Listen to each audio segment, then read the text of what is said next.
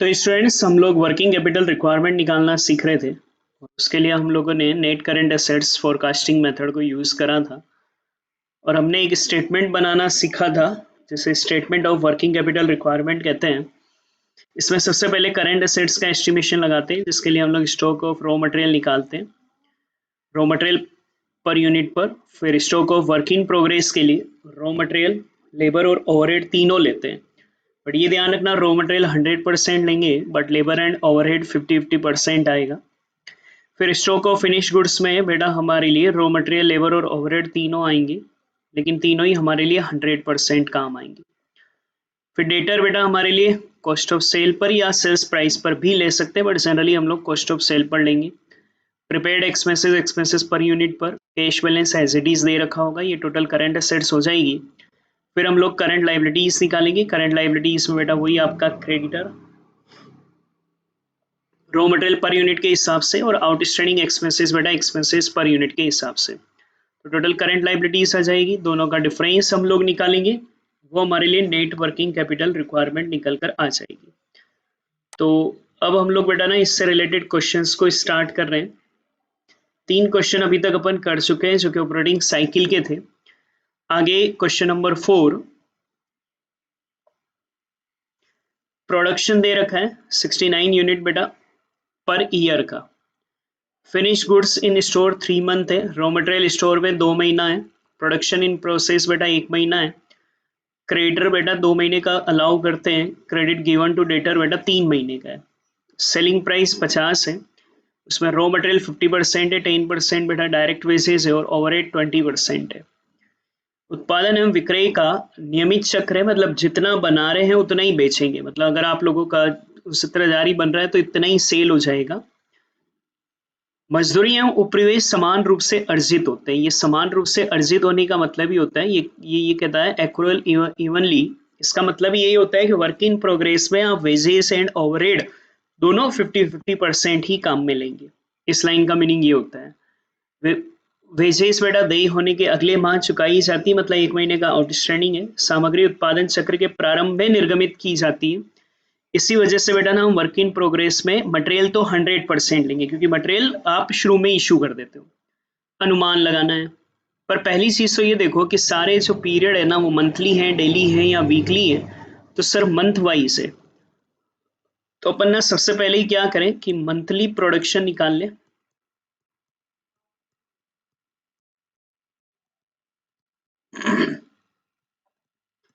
69,000 बेटा पूरे साल का है, 1 महीने का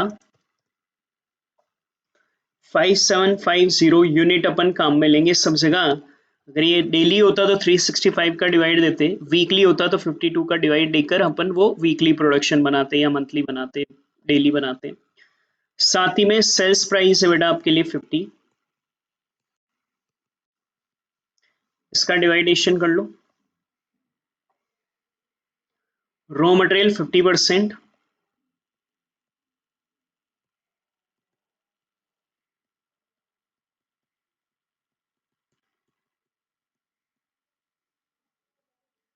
डायरेक्ट वेजेस 10%,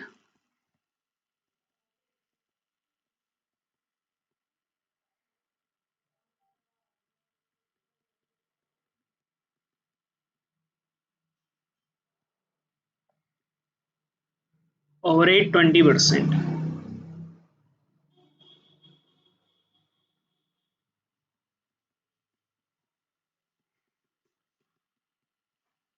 ये अपनी चीजें काम आएगी। अब स्टेटमेंट बना लो। स्टेटमेंट ऑफ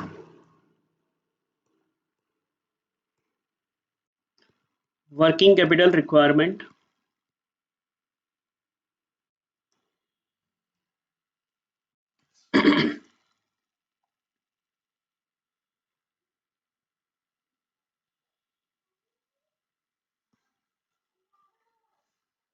पर्टिकुलर अमाउंट,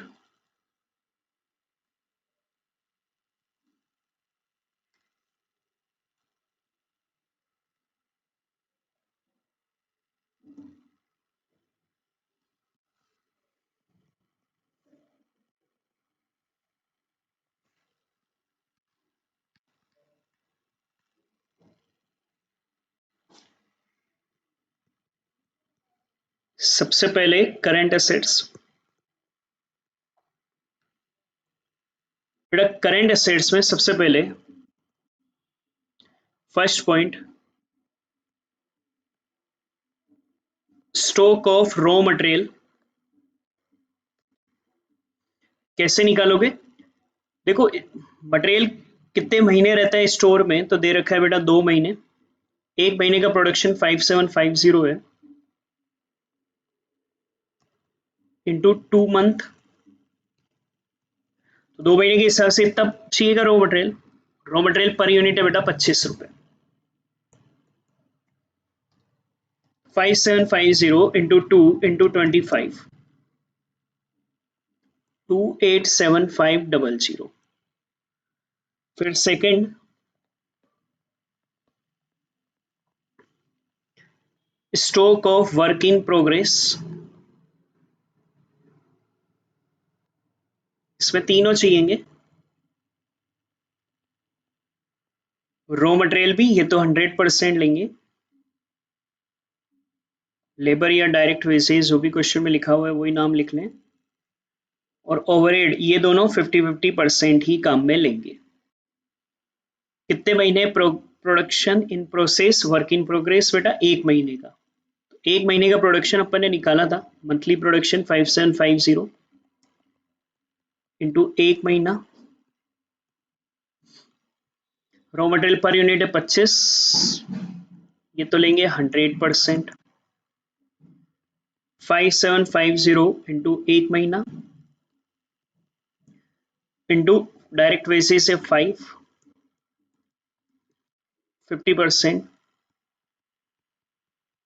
1 महीना इंटू 10, 50%।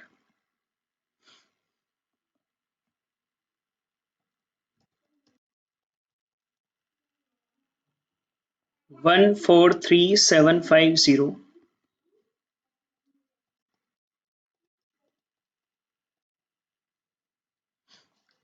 14375।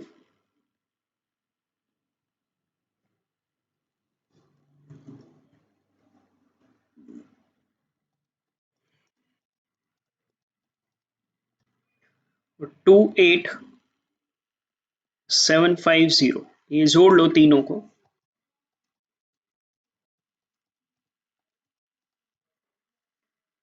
186875।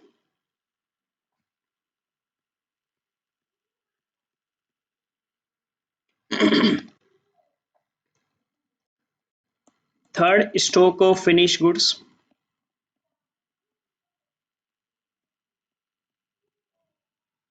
इसमें भी तीनों चीजें लेंगे बेटा, लेकिन यहां तीनों 100% लेंगे। Raw material, direct wages, overhead. Finish goods से बेटा 3 महीने के लिए स्टॉक में, और 1 महीने का प्रोडक्शन है 5750 into 3 month into 25, raw material per unit ना बेटा, इंटू 3 मंथ इंटू 5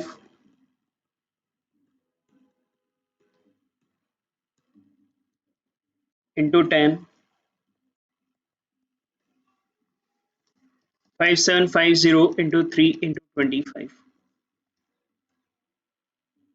431250,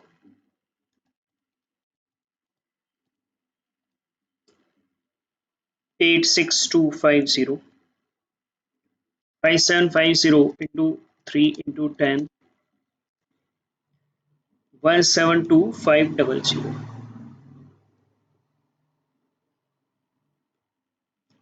6,90,000।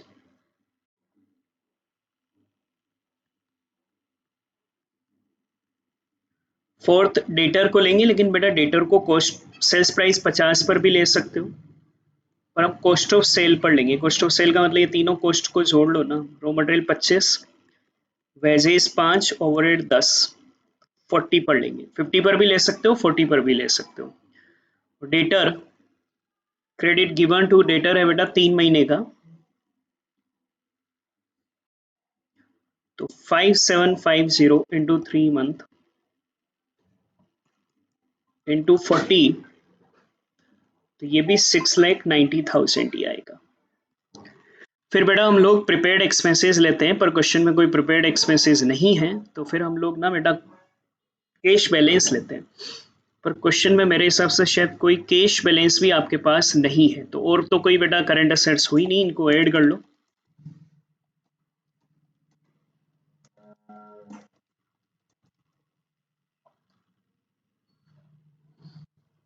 ये ऐड कर लो, ये तो हो गई current assets 1854375।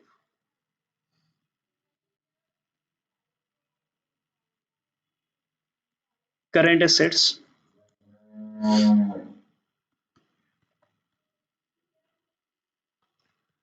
B current liabilities.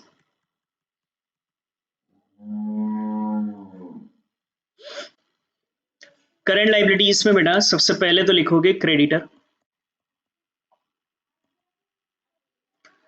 और क्रेडिटर देखो कितने महीने का अलाउ करते हैं अपने को, 2 महीने का, तो ये रॉ मटेरियल की प्राइस पर निकलेगा 5750 इंटू 2 मंथ, रॉ मटेरियल की प्राइस है बेटा 25, तो 5750 इंटू 2 इंटू 25 287500। फिर एक आउटस्टैंडिंग वेजेस है, मजदूरी अगले महीने चुकाई जाती, मतलब 1 महीने का आउटस्टैंडिंग है, तो आउटस्टैंडिंग वेजेस निकालोगे। 1 महीने का प्रोडक्शन बेटा 5750 है इंटू 1 मंथ,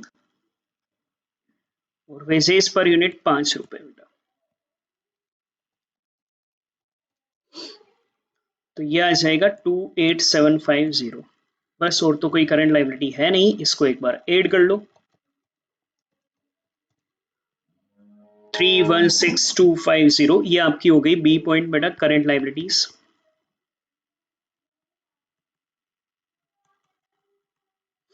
बस नेट वर्किंग कैपिटल रिक्वायरमेंट निकाल लो।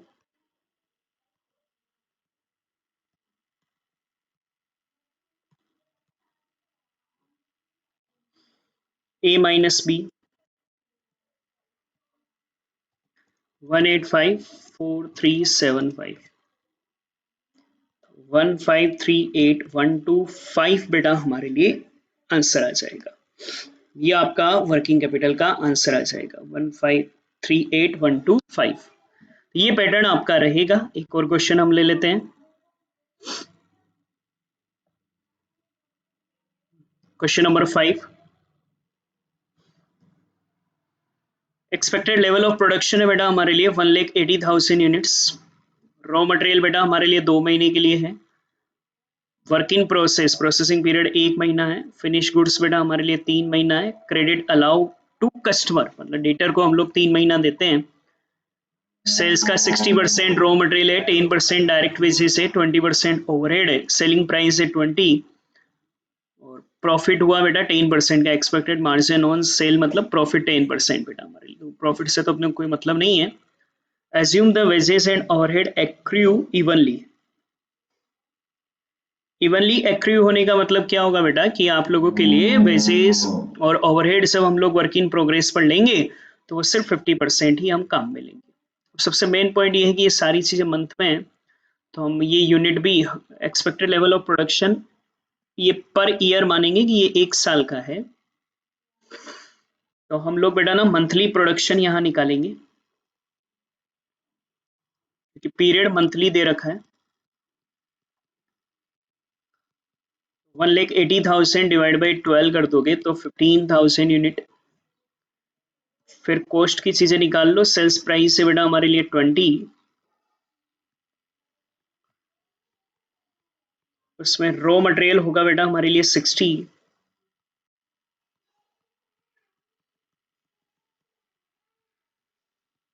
वेजेस होगा 10%,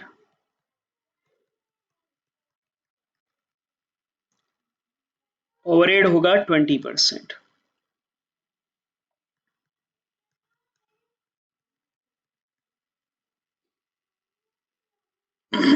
तो कॉस्ट ऑफ सेल भी निकाल लो, इन सबको जोड़ दो तो कॉस्ट ऑफ सेल आ जाएगा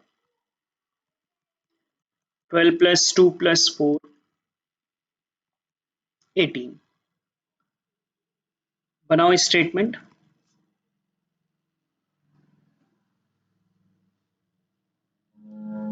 तो स्टेटमेंट बनाएंगे।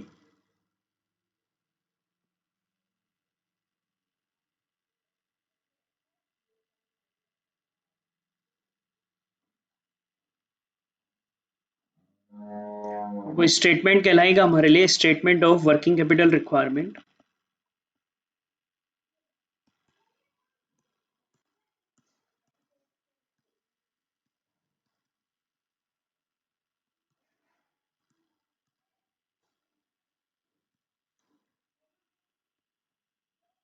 पर्टिकुलर अमाउंट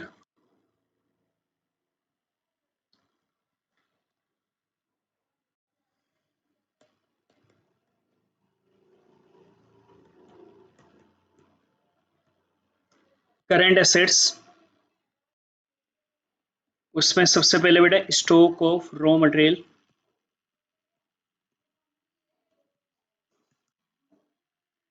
देखो रॉ मटेरियल कितने महीने हैं बेटा, 2 महीने, और एक महीने का प्रोडक्शन है 15,000, तो 15,000 unit into 2 month into raw material है बेटा हमारा पर यूनिट 12, तो ये 3,60,000।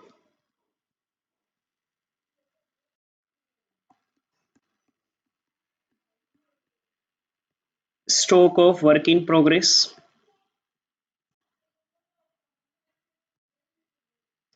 तो इसमें तीनों चीजें काम आएगी। Raw material, wages, overhead.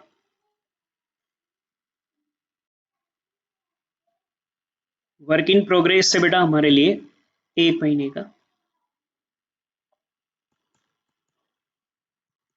Into 1 month into 12, तो ये तो 100%,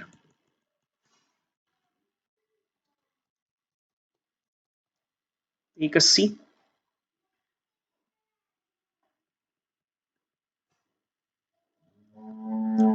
15,000 1 मंथ, वेजेस 2 रुपए बेटा, मगर ये 50% ही लोगे, नीचे लिखा हुआ है वेजेस और ओवरहेड इवनली है बेटा।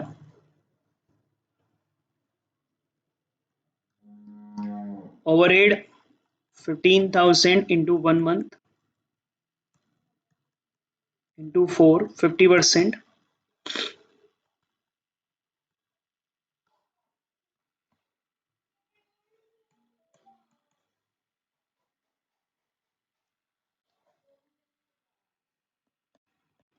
Third stock of finish goods,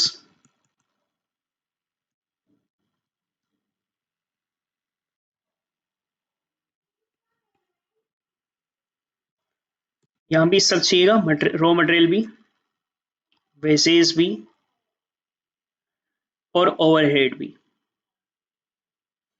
और फिनिश गुड्स से बेटा हमारे लिए 3 महीने का,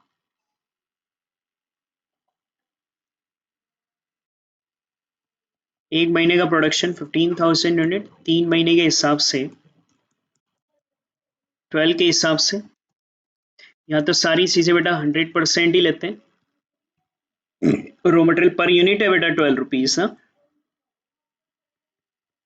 15,000 इंटू 3 मंथ इंटू 1,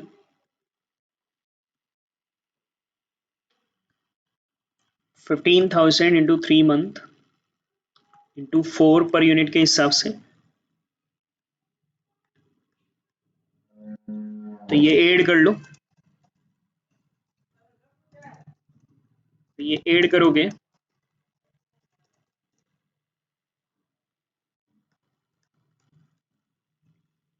फिर दिखाओगे बेटा डेटर।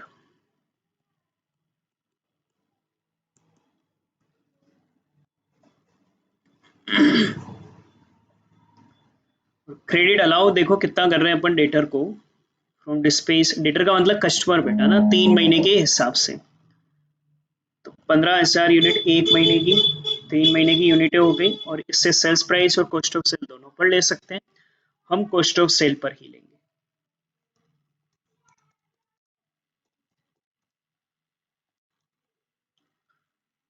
फिर बेटा हमारे लिए प्रिपेयर्ड एक्सपेंसेस आता है, पर क्वेश्चन में कोई प्रिपेयर्ड एक्सपेंसेस नहीं है। कैश बैलेंस लेते हैं बेटा, क्वेश्चन में कोई कैश बैलेंस भी नहीं है। तो आप बस इसी को जोड़ लो, ये जब ऐड करोगे ना तो यही आपका करंट असेट्स बन जाएगी।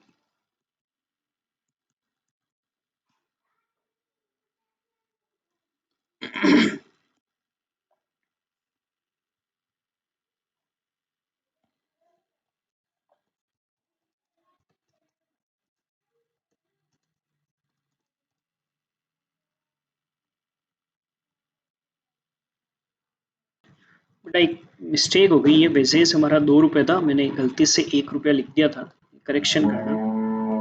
तो ये 2 रुपये के हिसाब से निकालना, 90,000। तो ये चेंज होगा,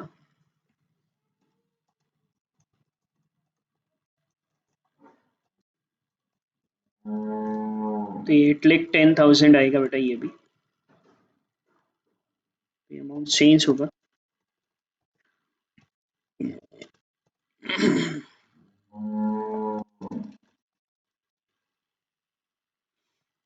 22,05,000। बी लिखते हैं करंट लाइबिलिटीज। बेटा करंट लाइबिलिटीज में जनरली दो चीजें आती हैं, क्रेडिटर और आउटस्टैंडिंग एक्सपेंसेस। पर बेटा क्वेश्चन में ना तो कोई क्रेडिटर है ना ही कोई आउटस्टैंडिंग एक्सपेंसेस है ही नहीं। बस तो यही नेट वर्किंग कैपिटल रिक्वायरमेंट आ जाएगी। नेट वर्किंग कैपिटल रिक्वायरमेंट यही हमारा आ जाएगा।